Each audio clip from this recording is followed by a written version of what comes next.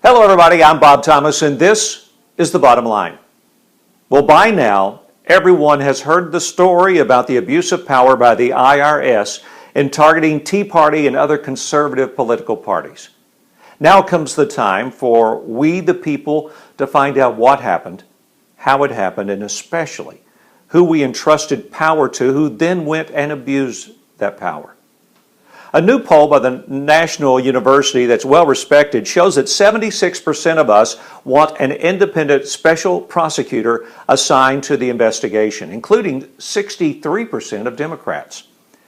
Congressional Republicans and the Justice Department are currently investigating the IRS targeting of conservative groups, while officials with the White House and President Obama's re-election campaign denying any knowledge of the IRS activities during the election year. Well, you know, Americans really don't like the idea of Attorney General Eric Holder investigating the matter himself, perhaps because he has a negative 39% job approval rating. While the Obama administration is also contending with allegations surrounding the September 11th attack last year on the U.S. facility in Benghazi, Libya, and the Justice Department's seizure of reporters' records during national security leak investigations, most Americans believe the IRS case is the most serious. So shouldn't a special prosecutor be appointed to fairly vent this abuse of power? A member of Team Obama is rejecting the idea of a special prosecutor for the IRS scandal. David Plouffe, a longtime advisor to President Obama, cited ongoing reviews by the Justice Department, Treasury Department, and various congressional committees into the IRS as plenty of independent investigations. His comments echo those of White House spokesman Josh Earnest, who previously said no special prosecutor is really needed.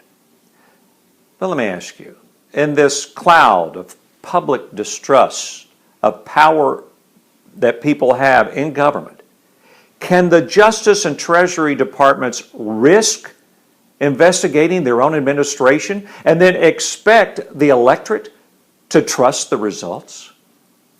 Here's the bottom line.